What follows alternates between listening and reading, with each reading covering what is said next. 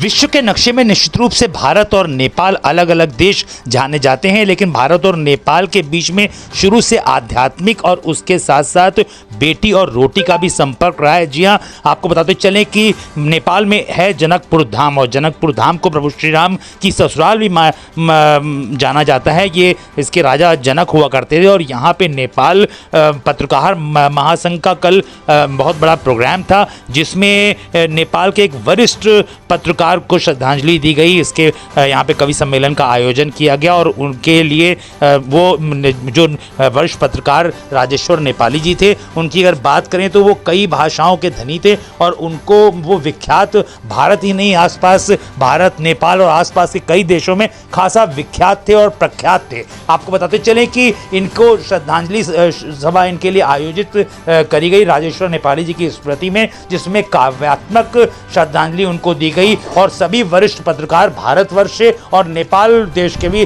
वरिष्ठ पत्रकार वहां पे मौजूद थे। और मौका आपको बताते चलें कि नेपाल पत्रकार महासंघ के द्वारा ये कार्यक्रम आयोजित कराया गया था। इनके बारे में आपको राजेश्वर नेपाली जी के विषय में 4 पंक्तियां कहना बहुत ही आवश्यक है, क्योंकि उन्होंने पत्रकारिता से अपना जीवन पूरा उनका होत प्रोत था। उन्होंने पत्रकारिता के माध्यम से जनता की आवाज़ को आगे उठाया। आपको बताते चलें कि ये शुरू से छात्र राजनीति में सक्रिय रहे और बाद में अपनी कविता लेखन और उनकी लेखनी जो थी वो खासा मशहूर थी, जिस कारण से वो पत्रकारिता में आगे आ गए और प्रजातंत्र आंदोलन को आगे बढ़ाने का उन्होंने काम किया। राजतंत्र के विरोध में उन्होंने कई बार जब समाचार लिखा तो उन्हें जेल भी जाना पड़ा। राजतंत्र के निरंकुश यातना का शिकार भी उनको होना पड़ा, क्योंकि पहले यहाँ पे राजतंत्र था नेपाल में और यहाँ पे राजेश्वर नेपाली जी ने जब जनता की आवाज़ को उठाया तो उन्हें कई बार जेल की यातना भी बर्दाश्त करनी पड़ी, लेकिन वो नहीं रुके।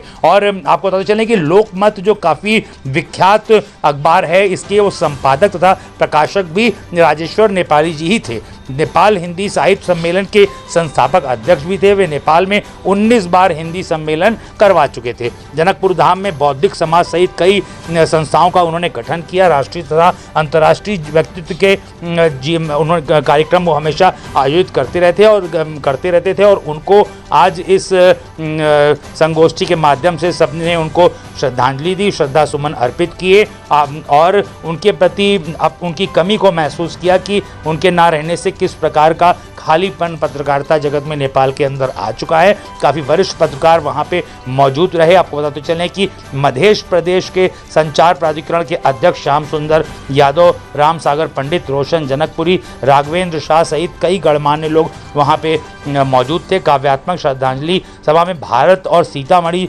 से आए उर्दू तथा मैथिली शायर कमरुद्दीन नदाब तथा मैथिली तथा हिंदी साहित्यकार अरुण माया भी वहाँ पे मौजूद थे। उन्होंने राजेश्वर नेपाली जी को श्रद्धांजलि दी। आपको बताते चलें कि श्रद्धांजलि सभा में राम स्वार्थ ठाकुर उर्फ गांधी जी सहित 2 दर्जन से अधिक कवियों ने राजेश्वर नेपाली के व्यक्तित्व तथा कृतित्व पर कविता के माध्यम से श्रद्धांजलि दी।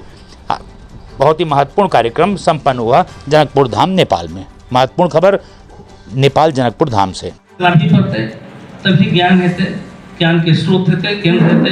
हमरा हमें बहुयामिक प्रतिभा जगते हमर जे आबा वाला संतनी सब है तो जैसे बड़का ऐसा आभास भेटते, ताकि कई दिन में जेना 7 वर्ष के बच्चा कहलखिन है देखियो कते उनका में ई है तो एनाहिते हेते, क्रम वाइज चलते रहते, जिंदगी एनाहिते चलते, एते जेते एहने प्रतिभा लोग सब जैसे रह जाते, जो बढ़िया करते वो रह जाते ये नाम इतिहास में अमर रहते। तो एके लेल हम संपूर्ण प्रेमी, साहित्यिक प्रेमी से अनुरोध करबे जे एहि प्रति सच्चा श्रद्धांजलि रहे से अर्पण कयल जाओ। हम अहाँ जे से शांतिपूर्वक सुनी जे बाहर से आयल छथिन, उनकर भाषा, उनकर साहित्यिक विवेचना सब की कहता, उनका प्रति की श्रद्धांजलि देता, तो के मनन करते हम अपने सब दूर दूराज से आयल छी, कुछ लेटो हो गए, जाए में कहीं विलम्ब हेतै, ताहि दुआरे उनका बारे में तो बहुत चीज कहल गए, लेकिन हम अतबे पर अपन सबके विराम दै छी आ आगा जे छै अब हमारे उद्घोषक जी कार्यक्रम बढ़ेता तो वही द्वारे जैसे यहाँ सत्ता संधाली है आपने सबके स्वागत है सभा के बढ़ा दीजिए सुशोभित कर दीजिए नहीं तो आगामी दिन में इस संस्था प्रति अपने सब हृदय से